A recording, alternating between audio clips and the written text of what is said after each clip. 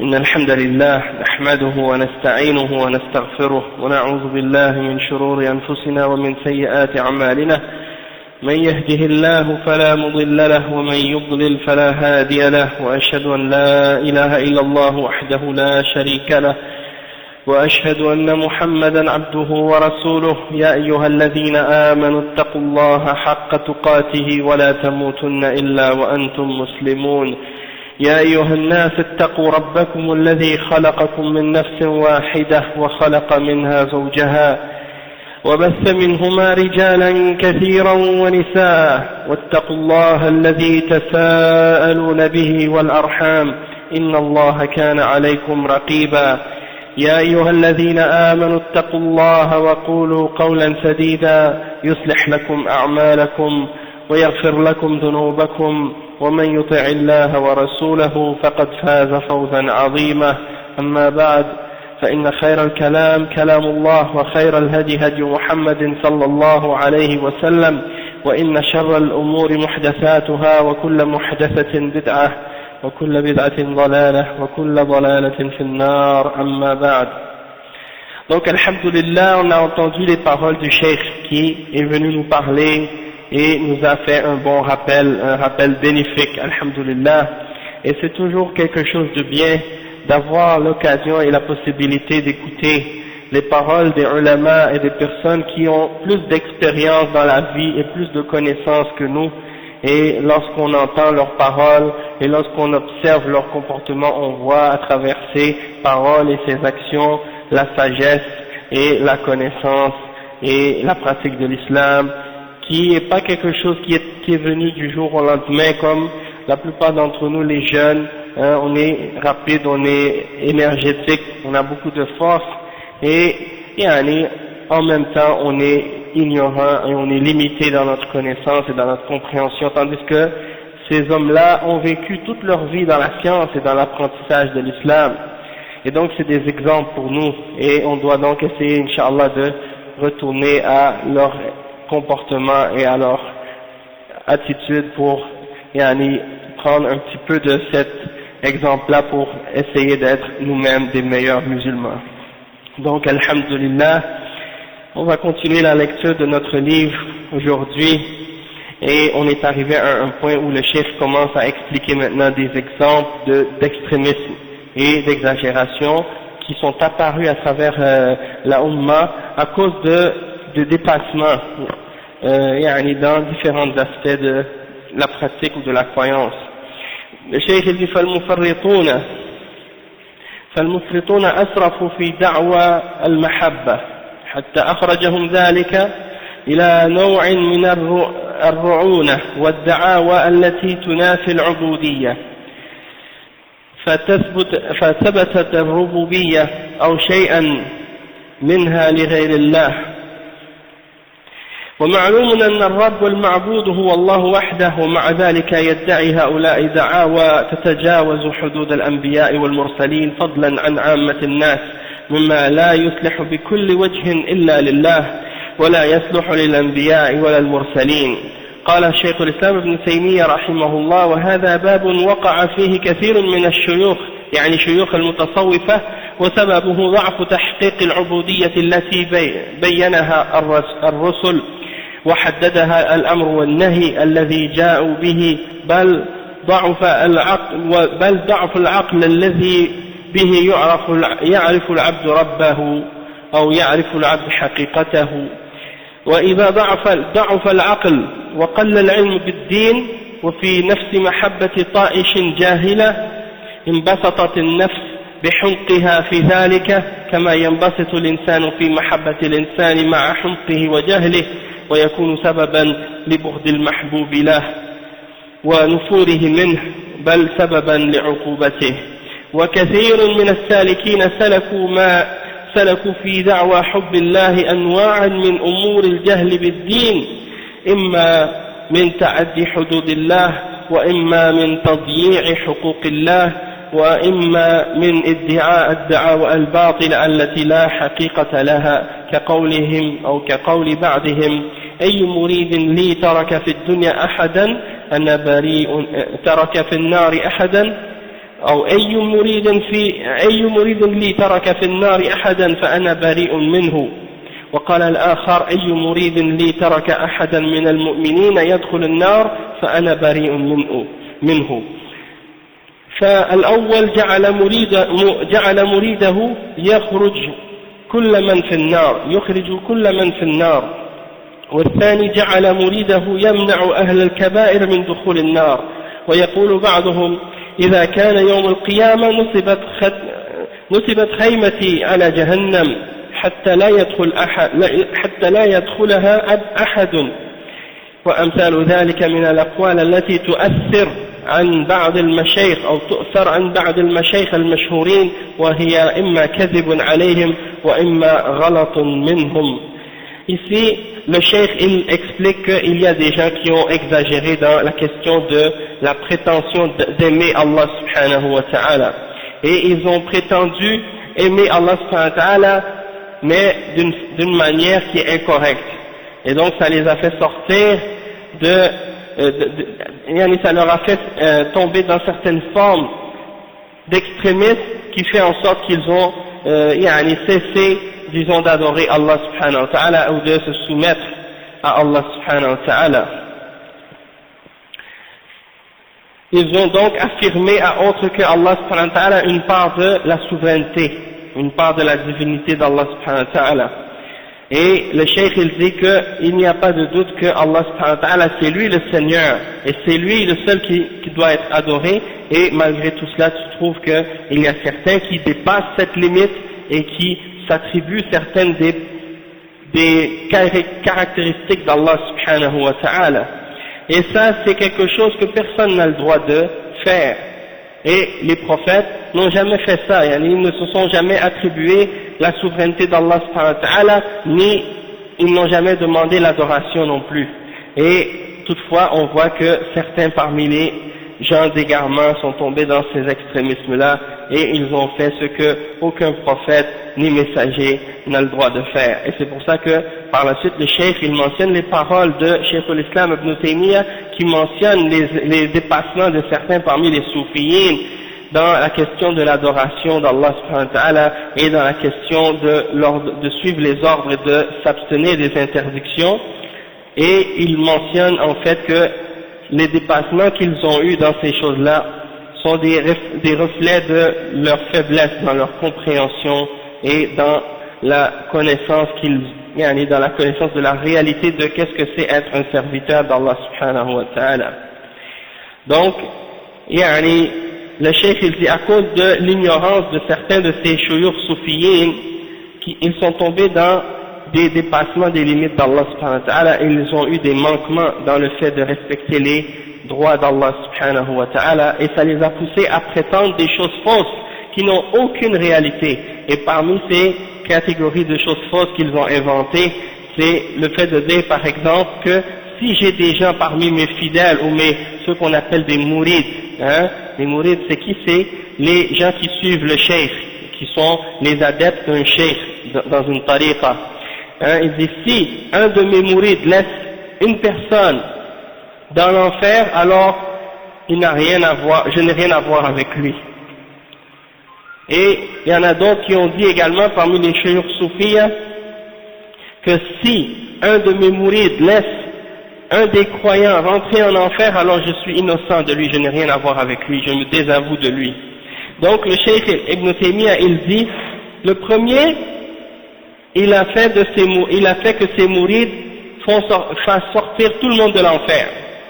Et le deuxième il a déclaré que son mouride empêche les gens qui ont fait des grands péchés parmi les croyants d'entrer en enfer. Donc c'est comme s'ils étaient en train de dire que si quelqu'un accepte de suivre ce cheikh, eh bien il va empêcher les gens de tomber en enfer ou de rentrer en enfer s'ils méritent d'entrer en enfer, en voulant dire que si tu veux être sauvé de l'enfer, tu dois suivre ce cheikh. Ça c'est les idées qui sont propagées par certains parmi les soufiyyin, que si tu acceptes de suivre un cheikh ou de donner ton allégeance à un de ces shuyukh parmi les soufiyyin, tu vas être sauvé de l'enfer. Et certains d'entre eux, qu'est-ce qu'ils ont même dit? Ils ont dit que au jour de la résurrection, je vais mettre ma tente par-dessus l'enfer, hein? Je vais établir une tente par-dessus l'enfer et je vais laisser personne entrer dedans. Et ça, c'est des exemples de paroles qui sont rapportées de la part de certains d'entre ces chouyours qui sont bien célèbres, et soit que ce sont des mensonges à leur sujet ou bien que ce sont des erreurs de leur part. Et ça, c'est mentionné dans Al-Ubudiyya. Après, le cheikh il dit da'awa batila, des fausses prétentions. وإذا كانت هذه المقالات الإلحادية قد وجدت في عهد شيخ الإسلام ابن تيمية وقبله، فإن في عصرنا من الدعاوى التي تبلغ حد التأليه ما هو أدهى وأمر. من ذلك قول أحد زعماء الطرق الصوفية المعاصرين يقول قد خصني بالفضل والتشريف إن قلت كن يكون يكن إن قلت كن يكن بلا تسويف.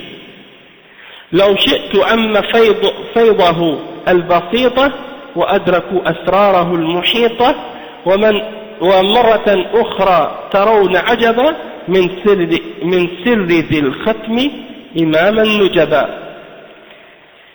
Yani, le cheikh il dit que les paroles qu'on a mentionnées parmi les paroles de déviation tout à l'heure, des gens qui prétendent qu'ils vont empêcher les gens de rentrer en enfer au jour de la résurrection, il dit ça c'est des paroles qui étaient dites à l'époque de Cheikh l'Islam ibn Taymiyyah et avant lui également, des chouyours soufiyins qui disaient des choses pareilles. Mais à notre époque, il y en a parmi eux qui ont dit des choses qui sont encore plus graves et plus égarées encore. Et il dit qu'un des chouyours disons, chefs parmi les chefs de ces turuq, ou les chouyours parmi les chouyours qui sont à la tête d'une de ces turuq à l'époque actuelle parmi les soufis, bien entendu aujourd'hui il est mort, mais yani, ça fait pas trop longtemps qu'il est mort, et bien il écrit dans un de ses livres,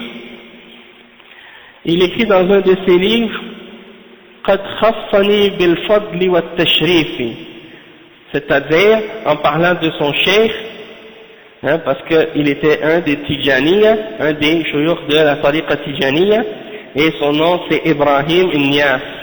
Sûrement que vous avez déjà entendu parler de lui.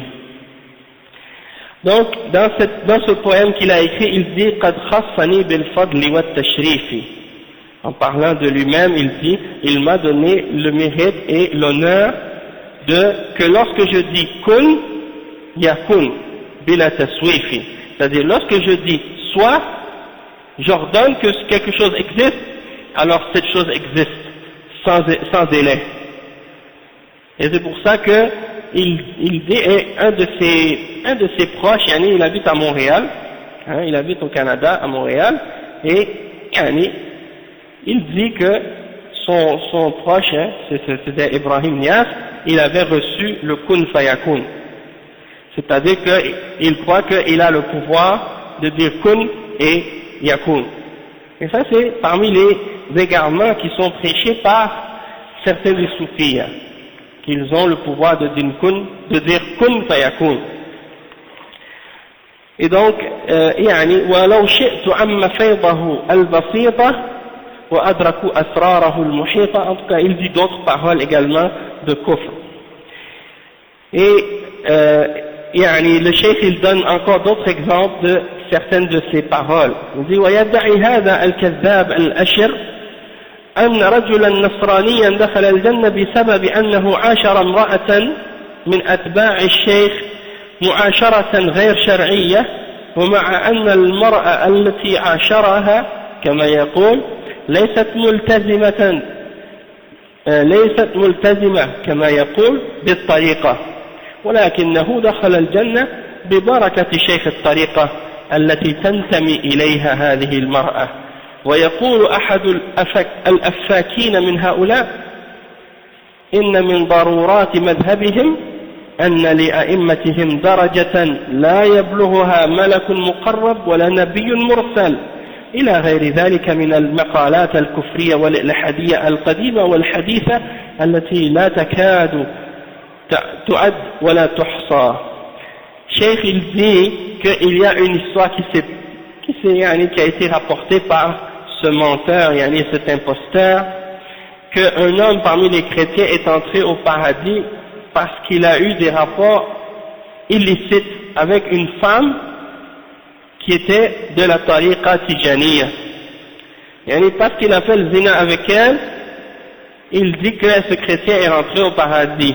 Et il dit que cette femme, ça c'est Ibrahim Nias qui dit ça, mais cette femme, elle ne pratiquait pas assidûment les obligations de la tariqa. Elle n'était pas tellement respectueuse des règles de la tariqa, mais juste à cause de la baraka du cheikh et de la bénédiction du cheikh, le fait qu'il a commis la fornication avec elle, yani, il a été accepté au paradis. Donc ça c'est des exemples d'égarements et de paroles d'égarements qui sont enseignés dans les gens qui suivent, par les gens qui suivent ces différentes turuq soufiyya.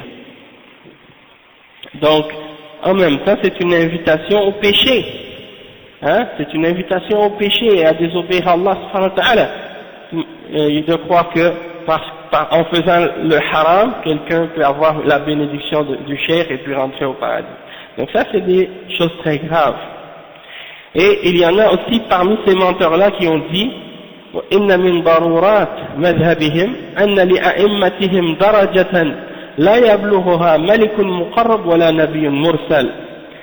Ça c'est une parole qui a été mentionnée dans le livre de l'imam al-Khomeini, celui qu'ils appellent al-Khomeini. Les Shia al-Rafida, ils ont dernièrement, il y a pas quelques années, ils ont fait en Iran une révolution, puis ils prétendaient que c'est une révolution islamique. La réalité c'est que c'est pas une révolution islamique, c'est une révolution des Shia qui ont voulu établir leur madhab et leur aqidah dans cette région-là. Et bien entendu, ils ont fait un coup d'État, puis ils ont essayé de renverser le gouvernement et de prendre le pouvoir. Donc celui qui était à la tête de cette mouvance, c'était un chi'i, un rafidi, qui s'appelle Khomeini. Et celui-là, parmi les choses qu'il a écrit dans son livre qui s'appelle Hukumat al-Islamiyya, il dit que parmi les nécessités de notre voie et de notre secte ou de notre croyance, il dit que nos imams ont un degré que personne ne peut atteindre, ni les anges rapprochés, ni les prophètes envoyés. Donc ça c'est des exemples des paroles de Khomeini.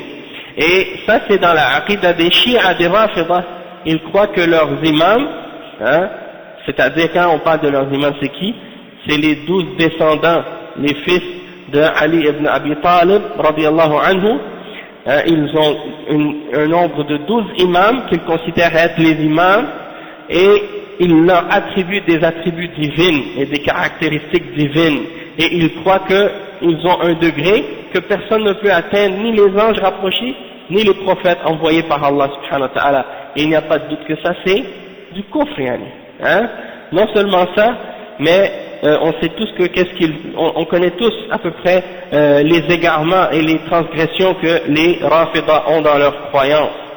Il y a des gens qui m'ont demandé dernièrement pourquoi il y a des divergences entre les chiites et les sunnites, et pourquoi il y a cette division entre les musulmans.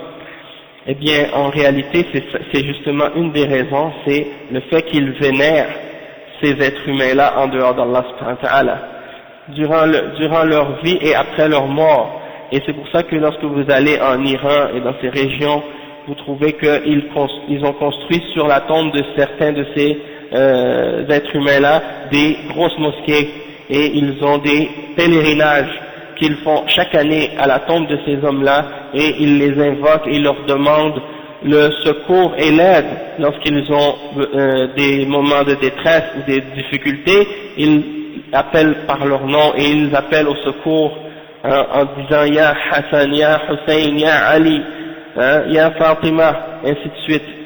Et ils prétendent aimer Ahlul Bayt, c'est-à-dire la famille du prophète Mohammed sallallahu alayhi wa sallam, alors que la réalité c'est que nous aussi nous aimons Ahlul Bayt et nous aimons la famille du prophète Mohammed sallallahu alayhi wa sallam, mais on ne les aime pas au point de les adorer en dehors d'Allah subhanahu wa ta'ala, et au point de transgresser la limite de l'islam à leur sujet. Tandis que eux, ils mentent du fait qu'ils prétendent de les aimer, alors qu'ils se permettent de détester le reste des sahaba du messager sallallahu alayhi wa sallam, et de les insulter, et de dire que ce sont des kuffars. Et donc pour eux, Abu Bakr as-Siddiq radiyallahu anhu, Omar ibn al-Khattab radiyallahu anhu, et Osman ibn Affan radiyallahu anhu sont des kuffars, de même que le reste des musulmans. Et ils disent que ce sont des kuffars parce qu'ils n'ont pas donné le pouvoir à Ali ibn Abi Talib après la mort du prophète sallallahu alayhi wa sallam, et qu'ils sont devenus des traîtres. Et donc ils les accusent d'être des kuffars. Et donc ça c'est parmi les égarements. Et ça c'est une forme de mécréance, il n'y a aucun doute là-dessus. Que celui qui insulte les sahaba et qui les traite de kuffars, eh bien c'est lui le kafir. Hein? Parce que ce sont eux qui nous ont transmis la religion de l'islam. Et Allah subhanahu wa ta'ala dans le Coran n'a cessé de mentionner qu'il est satisfait d'eux. Radiyallahu anhum wa radu anh. Allah subhanahu wa ta'ala est satisfait d'eux et eux sont satisfaits de lui. Donc celui qui dit qu'il déteste les sahaba ou qu'il les insulte ou qu'il les rabaisse, alors celui-là, il n'y a pas de doute que c'est un kafir, que c'est un égaré. Hein? Et comme on a dit, ils adorent ces personnages qu'ils prétendent être des imams, et ils leur donnent des attributs de divinité. Ils croient qu'ils connaissent l'invisible et qu'ils contrôlent l'univers et qu'ils ont le contrôle de ils disent que chaque atome de l'univers se soumet devant leur autorité. Ça c'est dans les paroles de Khomeini dans son livre Al-Hukumat al-Islamiyya. Donc c'est pour ça qu'il faut, avant de défendre quelqu'un ou défendre un groupe ou défendre une secte ou une tendance, connaître comme il faut leurs croyances et leurs tendances pour savoir réellement à quoi ils invitent et à quoi ils appellent, pour éviter de tomber dans leurs erreurs et dans leurs égarements.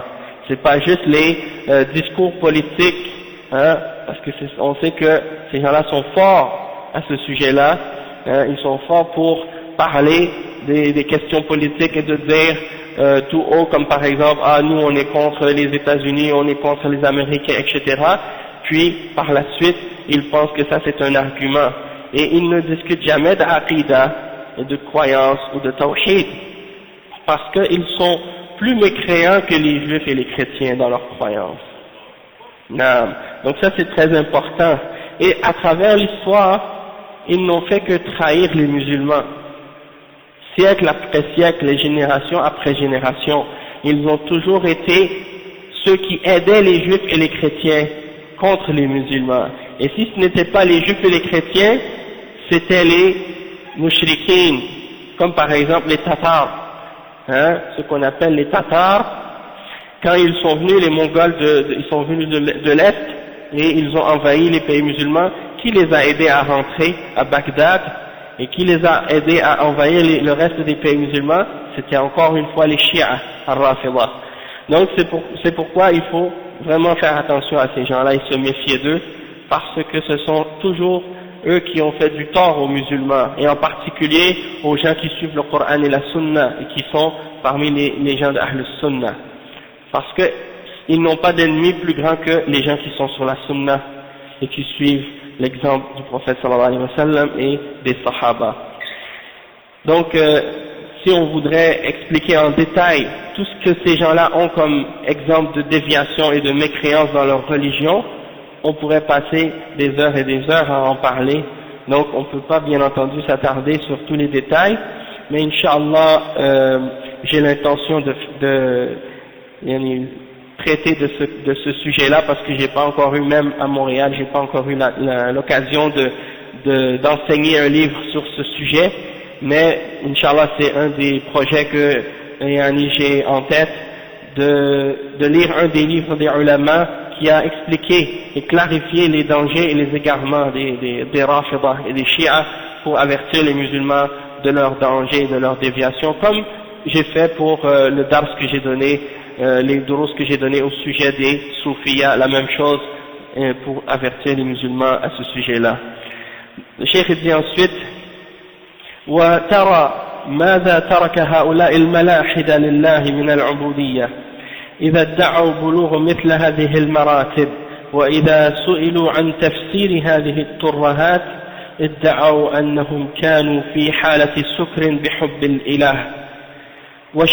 قال الشاعر في التهكم بهم ووصف أحوالهم التي يزعمون أنها عبادة: ألا قل لهم قول عبد نصوح حق، وحق النصيحة أن تستمع، متى علم الناس في ديننا بأن الغنى سنة تتبع، وأن يأكل المرء أكل الحمار ويرقص في الجمع حتى يقع، وقالوا سكرنا بحب الإله وما أسكر القوم إلا القصع، كذلك البهائم إن أشبعت يرقصها غيها والشبع،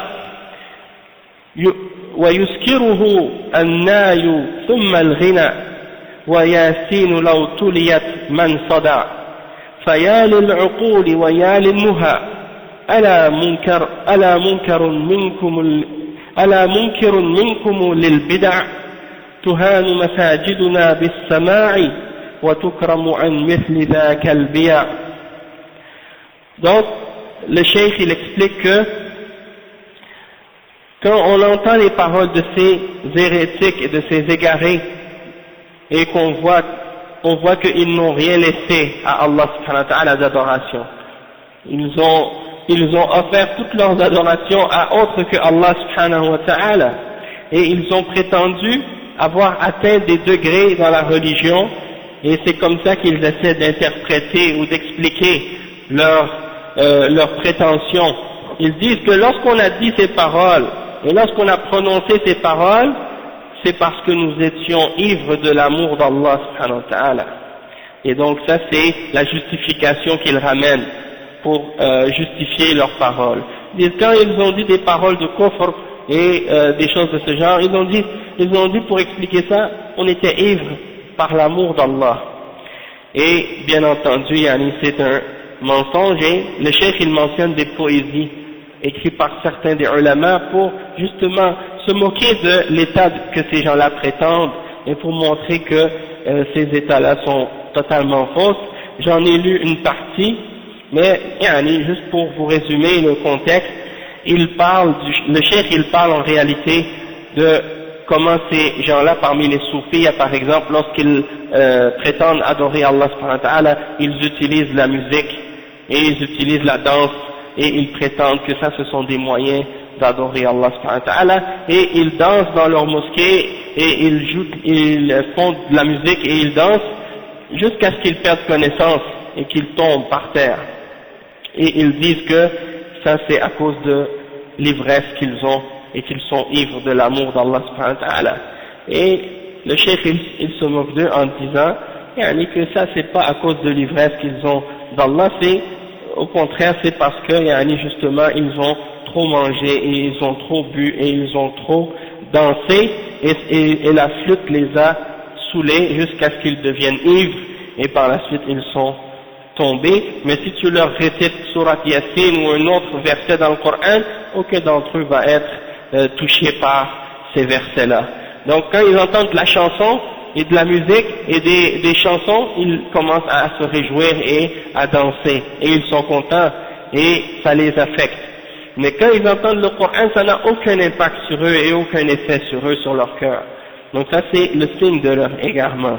Et puis il y a d'autres exemples et d'autres citations qui sont faites que le cheikh a mentionné, mais pour résumer tout ça, le cheikh dit وَمَا وصفه الشاعر من أحوال هؤلاء الناس يعطي صورة حقيقة عن مدى الانحراف الذي وقعوا فيه، حيث بلغ بهم الحال إلى اعتبار الرقص والغنى عبادة تقربه من الله، بدعوى أن تلك الرقصات والأنغام الصوفية إنما هي تابعة من قلب مفعم بالمحبة، فجعلوا محبتهم للخالق مشابهة لمحبة المخلوق، وللمخلوق من وجود العتاب والعذل واللوم والغرام ونحو ذلك مما يجب أن ينزه الله عنه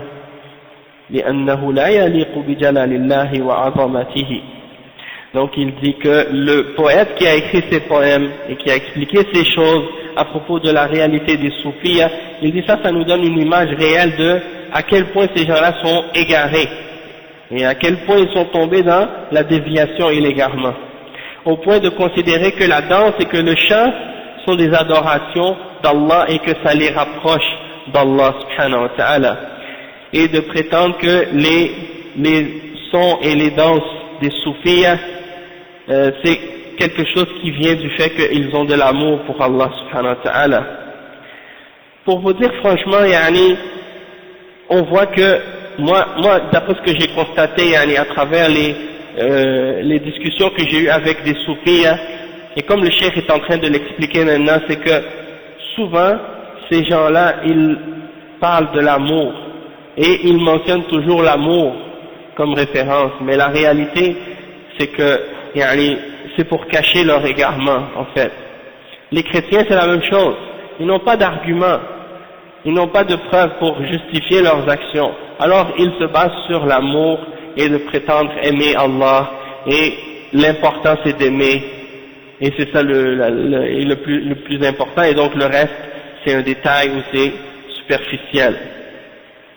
Et yani, ça c'est bien entendu c'est une porte d'égarement, c'est une porte vers l'égarement, et vous le voyez clairement dans l'attitude de ces gens-là, du fait qu'ils se justifient toutes sortes d'innovations et de bid'a au nom de l'amour.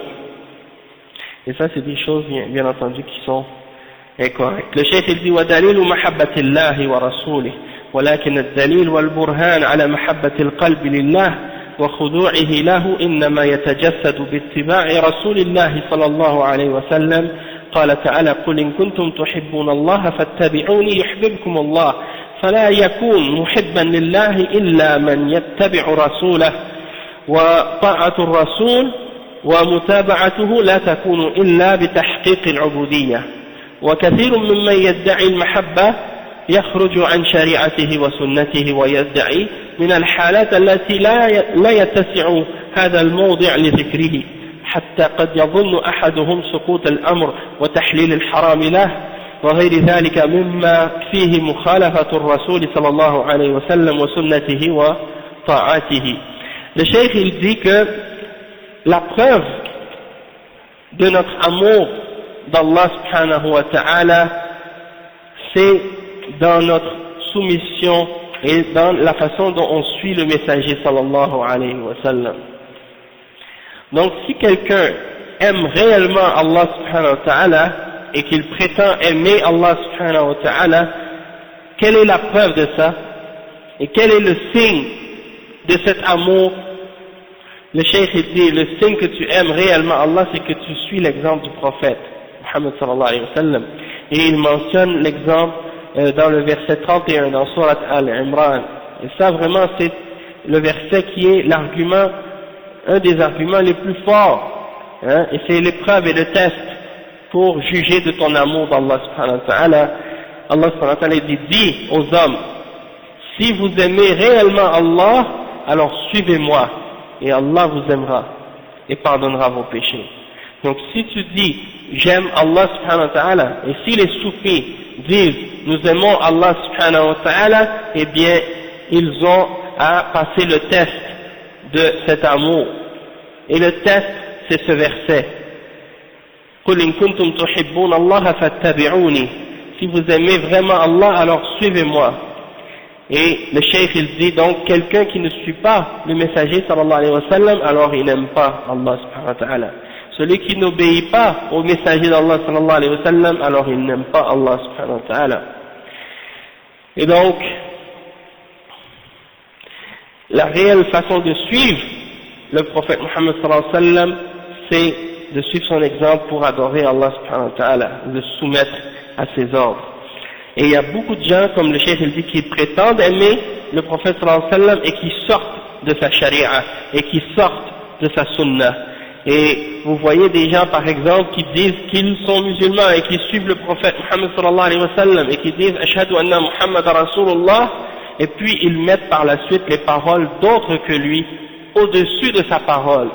Soit qu'ils mettent la parole de son cheikh au-dessus de la parole du prophète sallallahu alayhi wa sallam, ou il met son madhab au-dessus de la parole du prophète Muhammad sallallahu alayhi wa sallam, ou il met la parole d'un penseur ou d'un philosophe au-dessus de la parole du prophète Muhammad sallallahu alayhi wa sallam. Et ça c'est des exemples de gens qui sortent de la charia d'Allah subhanahu wa ta'ala et du messager sallallahu alayhi wa sallam. Et donc s'ils prétendent aimer le prophète sallallahu alayhi wa sallam tout en prétendant ces choses-là, alors ça c'est le signe que en réalité ils n'aiment pas réellement Allah subhanahu wa ta'ala. Et il y en a même parmi les soufis par exemple qui sont arrivés à considérer qu'ils ont atteint un niveau où ils peuvent rendre halal ce qui est haram et qu'ils ne sont pas obligés de suivre le prophète sallallahu alayhi wa sallam. Comme on l'a expliqué hier, on en a parlé de ça parmi les exemples de certains soufis. بل قد جعل الله أساس محبته ومحبة رسوله الجهاد في سبيله، والجهاد يتضمن كمال محبة ما أمر الله به وكمال بغض ما نهى الله عنه، ولهذا قال في صفة من يحبهم ويحبون أذلة على المؤمنين أعزة على الكافرين يجاهدون في سبيل الله ولا يخافون لومة لائم. ولهذا كانت محبة هذه الأمة لله أكمل من محبة من قبلها وعبوديتهم لله أكمل من عبودية من قبلهم. وأكمل هذه الأمة في ذلك هم أصحاب محمد صلى الله عليه وسلم، ومن كان بهم أشبه كان ذلك فيه أكمل، كان هذا فيه أكمل.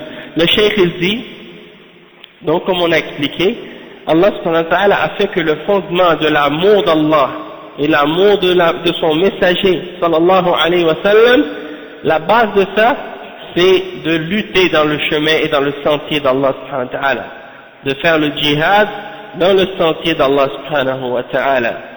Et donc le cheikh il dit ça c'est la perfection de ton amour et de faire c'est-à-dire de faire ce que Allah subhanahu wa ta'ala t'a ordonné, et la perfection de ta haine ou de ce que tu détestes c'est de détester ce que Allah t'a interdit de faire. Donc si tu n'as pas aimé ce que Allah aime et que tu n'as pas détesté ce que Allah déteste, ton amour d'Allah elle n'est pas complète, elle est imparfaite et incorrecte. Et donc le cheikh il dit que Allah subhanahu wa ta'ala il a décrit ceux qui aiment réellement Allah dans le Coran, et il a décrit ceux que Allah aime dans le Coran dans le verset 54 dans Surat Al-Ma'idah en disant Azillatin ala al-mu'minin, les vrais croyants, ceux qui sont aimés par Allah et qui aiment Allah subhanahu wa ta'ala, ce sont ceux qui sont humbles envers les croyants et forts et puissants envers les mécréants, et qui luttent dans le sentier d'Allah et qui ne craignent le blâme d'aucun blâmeur. Ils ne craignent le blâme de personne dans la vérité, pour Allah subhanahu wa ta'ala. Donc le cheikh dit وَلِهَذَا كَانَتْ مَحَبَّةُ هَذِهِ الْأُمَّةِ, c'est pour ça que l'amour de cette umma elle est plus forte et plus parfaite que l'amour des autres nations ou des gens qui sont venus avant celle-ci, avant cette umma. L'amour des gens de cette umma elle est plus complète et plus parfaite que l'amour des autres peuples qui sont venus avant eux parmi les gens qui ont cru à Allah subhanahu wa ta'ala. Et leur adoration, l'adoration des musulmans, des gens de cette umma, elle est plus parfaite que l'adoration des gens qui sont venus dans les nations qui nous ont précédés parmi les autres peuples. Donc pour expliquer ou pour parler ou clarifier certains points à ce sujet-là, parce que j'ai eu la question justement à ce sujet, il y a des frères qui m'ont envoyé la question au sujet de l'amour d'Allah subhanahu wa ta'ala et de détester ce que Allah déteste ou détester ce que Allah déteste. C'est important de comprendre, parce qu'il y en a qui m'ont demandé par rapport aux juifs et aux chrétiens, et le fait de s'allier avec eux ou le fait de se désavouer d'eux. Et Ça, c'est quelque chose qui est très important à comprendre, surtout à l'époque actuelle. Il y en a qui tombent dans différentes formes d'extrémisme à ce sujet. Il y a ceux qui exagèrent dans la question de l'alliance et du désavouement, et qui pensent que le fait de faire des transactions économiques ou d'avoir des relations diplomatiques ou des ententes politiques avec des pays de couple ou bien avec des chrétiens ou des juifs, ils pensent que ça c'est quelque chose qui vient en contradiction avec l'islam et que c'est quelque chose qui représente une alliance avec les kuffars.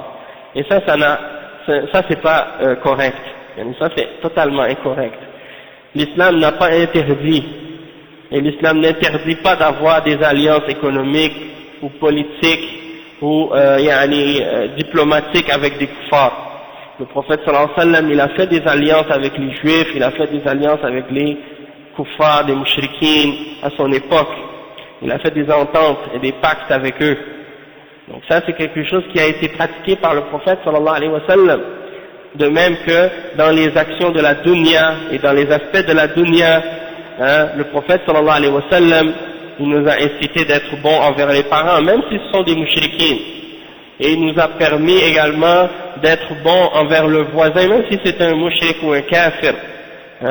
Et également, il nous a permis aussi, lorsque par exemple on a épousé une femme chrétienne ou juive, parce que c'est permis pour les hommes musulmans, eh ben il nous a permis d'agir bien avec ceux-là. Allah subhanahu wa ta'ala, il dit: La yanhakumullahu 'anil ladina lam yuqatilukum fid din wa lam yukhrijukum min diyarikum an tabarruhum wa tuqsitu ilayhim inna Allaha yuhibbul muqsitin. Allah subhanahu wa ta'ala ne vous interdit pas d'être bon et d'être juste, avec les kuffars et les mushrikines qui ne vous ont pas combattu dans la religion et qui ne vous ont pas expulsé de vos demeures. Allah subhanahu wa ta'ala aime les justes, et donc il y a plein d'exemples de ça dans le Coran et dans la Sunna. Donc ça fait pas partie des alliances, parce que ça se limite à des choses de la dunya et des interactions avec les kuffars et les mushrikines dans les choses qui ont rapport avec la dunya, le commerce, la vente, d'acheter et de vendre des juifs et des chrétiens et des kuffars et des mushrikines, ou bien de faire des ententes avec eux et des pactes politiques ou diplomatiques. Ça c'est quelque chose qui est permis dans l'islam. Mais il y a des extrémistes et des égarés qui pensent que ça c'est kufr et que ça fait partie de al-wala, de prendre les kuffars pour des alliés, et ils appliquent le verset dans le Coran qui dit: Ya ayyuhalladhina amanu la tattakhidhul yahuda wan nasara awliya ba'duhum awliya'u ba'd wa man yatawallahum minkum fa innahu minhum.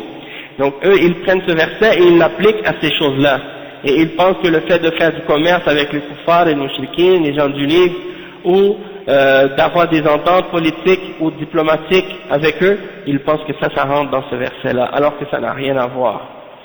Et il y a un autre extrême, de l'autre côté, des gens qui sont tombés dans le laxisme, et qui commencent à dire: non, il faut aimer tout le monde, il faut accepter tout le monde, il ne faut pas dire qu'ils sont des kuffars, il ne faut pas les détester, et ça aussi c'est un autre extrême.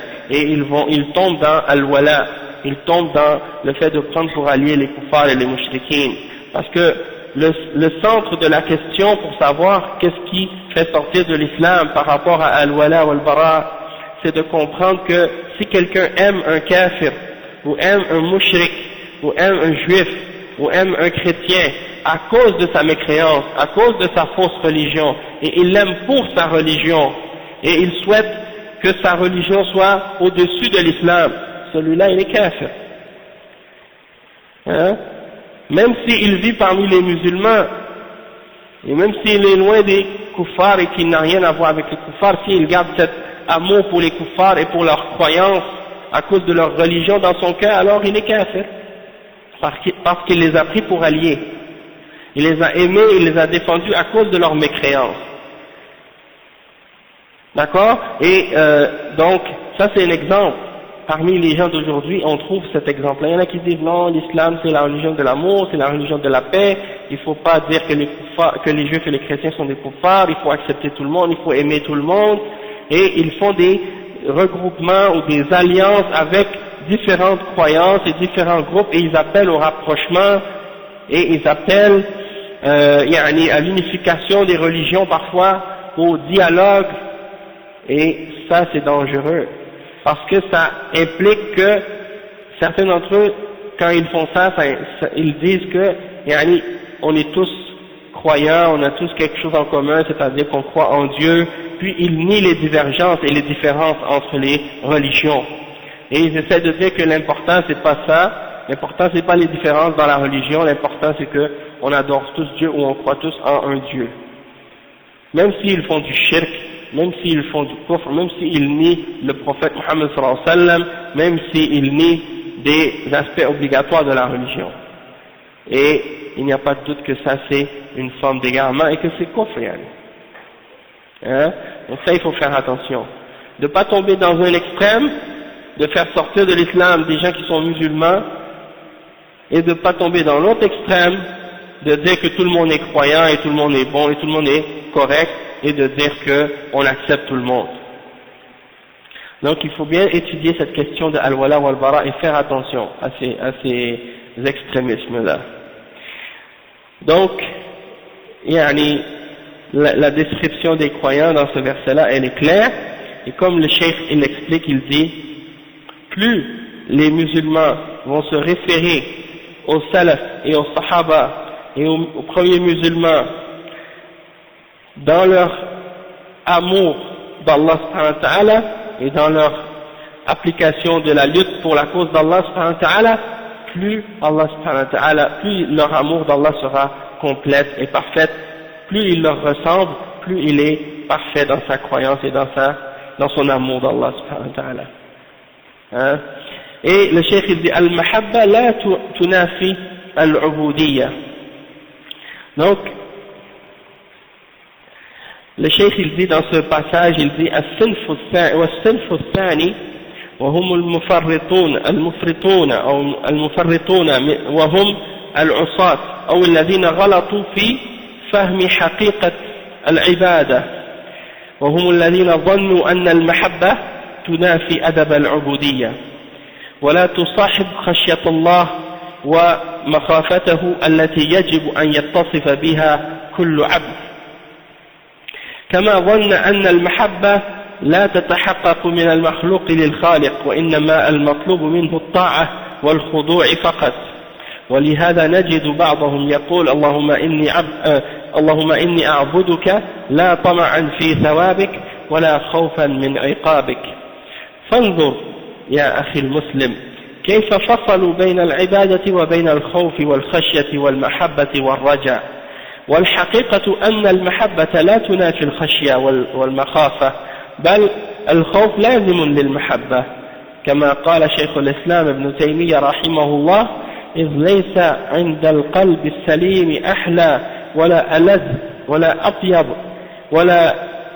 ولا أسر ولا أنعم من حلاوة الإيمان المتضمن عبوديته لله ومحبته له وإخلاص الدين له وذلك يقتضي انجذاب القلب إلى الله فيسير القلب منيبا إلى الله خائفا منه راغبا وراهبا كما قال تعالى من خشي الرحمن بالغيب وجاء بقلب منيب إذ المحب يخاف من زوال مطلوبه أو عدم حصول مرغوبه فلا يكون عبد الله ومحبه إلا بين خوفه ورجائه كما قال تعالى أولئك الذين يدعون يبتغون إلى ربهم الوسيلة أيهم أقرب ويرجون رحمته ويخافون عذابه إن عذاب ربك كان محذورا. Donc le cheikh explique au sujet de certains qui ont exagéré également dans la question de l'adoration. C'est des gens qui sont tombés dans la désobéissance et qui ont mal compris la réalité de l'adoration d'Allah subhanahu wa ta'ala au point de croire que l'amour d'Allah subhanahu wa ta'ala était un comportement qui était en contradiction avec l'adoration. Et il croit que le fait d'aimer Allah subhanahu wa ta'ala ne peut pas être accompagné de la crainte d'Allah subhanahu wa ta'ala. Donc, le cheikh il dit وكما ظن أن المحبة لا تتحقق للمخلوق. Donc c'est ça, il croit que on n'a pas à adorer Allah subhanahu wa ta'ala ni par amour de sa récompense et ni par la crainte de son châtiment. Et ça c'est une catégorie parmi les soufis. Il dit on n'a pas besoin d'adorer Allah par amour et on n'a pas besoin d'adorer Allah subhanahu wa ta'ala par la crainte. Et donc ils disent on adore Allah uniquement pour Allah, par obéissance seulement, non pas par amour et non pas par la crainte, pas parce qu'on espère son paradis et non pas parce qu'on craint son châtiment. Et le cheikh il dit regardez comment ces gens-là ont séparé entre l'adoration, entre la crainte, entre l'amour et l'espoir. En réalité, le fait d'aimer Allah subhanahu wa ta'ala, le fait de craindre Allah subhanahu wa ta'ala et le fait d'avoir de l'espoir en Allah subhanahu wa ta'ala, ce sont des formes d'adoration, ce sont des adorations du cœur. Et donc le fait de dire qu'on n'a pas besoin d'adorer Allah subhanahu wa ta'ala par l'amour ou par la crainte, eh bien c'est comme s'il nie ces formes d'adoration là qui sont parmi les formes d'adoration les plus importantes, c'est la base de l'adoration même. Et donc, le cheikh il dit, la réalité c'est que l'amour n'est pas en opposition avec la crainte, il ne nie pas la crainte d'Allah subhanahu wa ta'ala. Et le cheikh il mentionne les paroles de Ibn Taymiyyah ici qui dit que en fait dans un cœur qui est propre, il n'y a rien de plus doux, il n'y a rien de meilleur, hein, il n'y a pas de délice plus grand parmi les délices de la foi, parmi ce qui compose l'adoration d'Allah subhanahu wa ta'ala que le fait d'aimer Allah subhanahu wa ta'ala et de purifier notre adoration et notre religion pour lui. Et le cheikh il dit parce que le fait d'aimer Allah subhanahu wa ta'ala c'est ce qui nous amène, c'est ce qui amène notre cœur à se diriger vers lui et à se repentir vers lui et à le craindre et à l'invoquer avec espoir et avec crainte et avec amour. Et il mentionne des versets qui parlent de ce sujet-là dans Surat Qaf. Allah subhanahu wa ta'ala il dit celui qui a craint Allah subhanahu wa ta'ala sans l'avoir vu et qui s'est tourné vers Allah subhanahu wa ta'ala avec un cœur repentant. إذ القلب المحب يخاف من زوال مطلوبه. Comme on a dit, il y a des gens qui ont exagéré dans tous ces aspects d'adoration-là, dans l'aspect de l'amour d'Allah, dans l'aspect de la crainte d'Allah subhanahu wa ta'ala, et dans l'aspect de l'espoir qu'on a en Allah subhanahu wa ta'ala. Il y a ceux qui ont exagéré dans la crainte, et qui ont adoré Allah subhanahu wa ta'ala uniquement par la crainte, et qui ont négligé ou nié l'amour et l'espoir, et ceux-là sont tombés dans différentes formes d'extrémisme. Et ils ont adoré Allah, puis quand ils sont tombés dans des péchés, ils ont perdu l'espoir en sa miséricorde, parce qu'ils n'ont adoré Allah que par la crainte. Et donc, du moment qu'ils ont commis des péchés, ils ont dit, on n'a aucun espoir que Allah nous pardonne, donc on va continuer à faire des péchés, puisqu'on est perdu. Donc ils ont perdu l'espoir en la miséricorde d'Allah, et donc ils se sont égarés. Et on a des exemples dans les gens comme les Khawarij aujourd'hui, qui adorent Allah uniquement par la crainte, et qui croient que du moment que tu commets un péché, ça y est, c'est fini, t'es perdu. Et il y a l'autre extrême, qui ont adoré Allah subhanahu wa ta'ala par l'espoir et par l'amour seulement, et qui ont rejeté la crainte d'Allah subhanahu wa ta'ala. Et ceux-là, ils se sont donc permis de faire tous les péchés, parce qu'ils ont dit, de toute façon, Allah est Ghafur Rahim, Allah est pardonneur et miséricordieux. Et donc ils se sont permis de faire toutes sortes de désobéissances et toutes sortes de péchés. Ils ont dit c'est pas grave, de toute façon Allah pardonne. Hein? Donc c'est pour ça que c'est très important dans notre adoration d'Allah d'être entre l'amour, entre la crainte et l'espoir. Les ulama ils ont comparé ça à un oiseau. Ils ont dit la tête c'est l'amour, c'est ce qui te pousse, c'est ce qui te fait avancer. Et puis la crainte et l'espoir, ce sont les deux ailes de l'oiseau qui te gardent en équilibre. Si tu perds un de ces deux côtés-là, tu tombes. Si tu perds l'amour, tu peux pas avancer. Si tu perds l'espoir, tu peux pas voler, tu peux pas avancer non plus. Et si tu perds la crainte, tu peux pas non plus avancer. Donc, tu as besoin de ces trois-là pour avoir l'équilibre et la balance dans ton adoration. Donc, le cheikh il dit, tu peux pas adorer Allah excepté si tu l'aimes, si tu le crains et si tu as l'espoir en lui.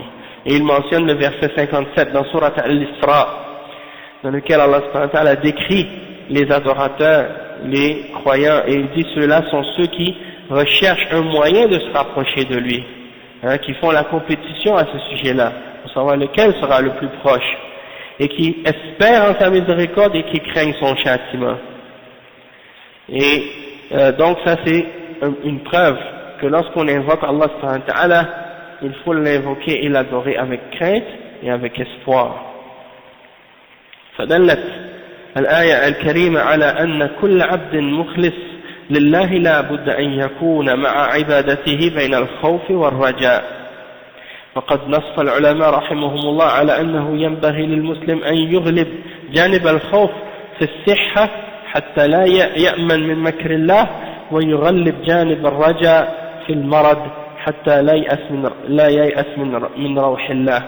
والآية الكريمة نزلت في أناس من الإنس كانوا يعبدون نفرا من الجن فأسلم الجن وبقي الإنس على عبادتهم إياهم، فأخبر الله تعالى أن هؤلاء المدعوين يطلبون القربة إلى الله بالعمل بما يرضيه خوفا من عقابه وطمعا في ثوابه، وهذا ينطبق على كل من يدعو غير الله في الوقت الذي يكون المدعو أحوج ما يكون إلى عبادة الله، كما يقول فاقد الشيء لا يعطيه. ومع ذلك نجد كثيرا ممن انتكس فطرتهم يعكف عند ميت في قبره ويطلب منه قضاء الحاجات وتفريج الكربات ويزعم أنه يعلم الغيب ويعطي الولد وغير ذلك مما لا يقدر عليه إلا الله. Le cheikh il dit que dans ce verset, le verset 57 dans Surat Al-Isra, il y a la preuve pour chaque adorateur et serviteur sincère d'Allah subhanahu wa ta'ala qu'il faut absolument que dans son adoration il soit entre la crainte et l'espoir. Et les ulama ils ont expliqué que pour le musulman il faut qu'il, lorsqu'il est par exemple dans une situation dans laquelle il est en santé, il est en bonne forme, quand il est jeune, quand il est en forme, il doit essayer de donner plus d'importance à l'aspect de la crainte pour pas qu'il se sente trop en sécurité du stratagème d'Allah subhanahu wa ta'ala. Parce qu'il y en a qui se sentent en sécurité d'Allah subhanahu wa ta'ala et ils s'adonnent à des péchés et ils oublient que Allah subhanahu wa ta'ala les observe et les surveille et qu'il peut les prendre et les châtier à n'importe quel instant. Et ils oublient ça. Et surtout quand on est jeune. Tandis que lorsqu'on est dans une situation où on est dans la maladie ou dans un âge avancé, et bien là, dans ce cas-là, il faut mettre plus d'impact ou plus d'importance sur l'espoir en Allah subhanahu wa ta'ala, pour pas perdre l'espoir en la miséricorde d'Allah subhanahu wa ta'ala. Donc, ça c'est des situations qu'il faut prendre en considération selon l'état de la personne aussi. D'accord? Et le cheikh il dit que le verset qu'on a mentionné, qui dit ceux-là sont ceux qui invoquent leur Seigneur et qui cherchent un moyen vers leur Seigneur, à savoir qui sera le plus proche et qui espère en sa miséricorde et qui craint son châtiment. Il dit que ce verset a été révélé à propos des gens qui adoraient des djinns. C'était des gens qui adoraient les djinns en dehors d'Allah subhanahu wa ta'ala. Sauf que ces djinns-là sont devenus musulmans. Et les hommes continuaient à les adorer après qu'ils se soient convertis. Alors, Allah subhanahu wa ta'ala nous informe que ceux que ces hommes-là invoquaient parmi les djinns, eux maintenant sont en train de demander à Allah subhanahu wa ta'ala et sont en train de se rapprocher d'Allah subhanahu wa ta'ala. D'accord? en faisant ce que Allah subhanahu wa ta'ala aime, ils essaient de chercher son agrément et de se rapprocher de lui, et ils craignent son châtiment, et ils espèrent en sa miséricorde et en sa récompense. Et donc ça, il dit le cheikh que ça s'applique à toute personne aujourd'hui qui invoque autre que Allah subhanahu wa ta'ala. Dans le sens que les gens, par exemple, parmi les chrétiens qui adorent Isa ibn Maryam, eh bien Isa ibn Maryam lui-même adore Allah subhanahu wa ta'ala et demande à Allah subhanahu wa ta'ala. Et comment toi tu vas adorer quelqu'un qui lui-même est en train d'adorer Allah subhanahu wa ta'ala et qui cherche à se rapprocher d'Allah subhanahu wa ta'ala? C'est ridicule, hein? Si lui-même il a besoin d'Allah, alors toi tu as besoin d'Allah encore plus que lui. Et donc ça c'est l'exemple que ce verset-là nous donne, parce qu'il y en a des gens qui pensent que al-wasila, ou le moyen de se rapprocher à Allah qui est mentionné dans ce verset-là, c'est de passer par un intermédiaire ou par un intercesseur pour s'approcher d'Allah. Et ça c'est du shirk. Et c'est pas ça la signification du verset. Al-wasila, qui est mentionné dans ce verset-là, le moyen de se rapprocher, c'est de faire les bonnes œuvres et de s'écarter du péché et d'adorer Allah subhanahu wa ta'ala seul. Donc le cheikh dit faqidu shay la yu'ti, celui qui n'a pas ne peut pas donner, hein? Et donc celui qui lui-même est en train de demander à Allah la guidance et la foi et la protection contre le châtiment, comment lui pourrait-il te protéger du châtiment, hein? Donc ça c'est qu'est-ce qu'on retrouve de la plupart des gens qui ont une fitra, une nature qui a été renversée et corrompue au point qu'ils sont allés vers les morts et vers leur tombe et qu'ils leur demandent des choses qu'ils ont besoin. Ils leur demandent de les libérer de leur malheur et ils croient qu'ils ont la connaissance de l'invisible et qu'ils sont capables de donner un enfant ou des choses de ce genre parmi les choses que seul Allah subhanahu wa ta'ala est capable de faire. Et donc ça c'est un rappel. Et une fois qu'on a appris ça et qu'on a compris ces choses-là, eh bien, il faut maintenant inviter et appeler les musulmans à ces compréhensions-là et à ces choses-là. Et donc, pour une petite conclusion, si on veut, puisqu'on a complété la moitié de la risala maintenant, mais on n'aura pas le temps de la terminer, mais c'est pas grave, quand même, qu'est-ce qu'on a lu, c'était une partie très importante et la base de cette risala. Donc alhamdulillah, pour terminer, je voudrais juste terminer en mentionnant un point, c'est que j'ai remarqué que beaucoup d'entre les jeunes sont concernés ou s'attardent beaucoup à la question du takfir et la question des dirigeants, et je voudrais vous rappeler que qu'est-ce qu'on a expliqué dans ce cours aujourd'hui et dans les cours passés, c'est des enseignements et des explications sur les fondements et les bases de l'islam. Et moi je vous conseille et je vous donne comme nasiha de ne pas vous attarder aux questions et aux choses qui ont rapport avec la gouvernance et la politique. Concentrez-vous sur les questions qui ont rapport avec l'apprentissage de votre croyance et de votre aqidah, et concentrez-vous sur l'intention de vouloir enseigner ça aux musulmans et de prêcher l'islam aux musulmans, parce que les gens qui sont dehors, qui n'ont pas la chance que vous avez d'avoir une éducation ou d'avoir une connaissance ou d'avoir une compréhension de l'islam, ils ont soif de cette connaissance, ils ont besoin de cette connaissance-là.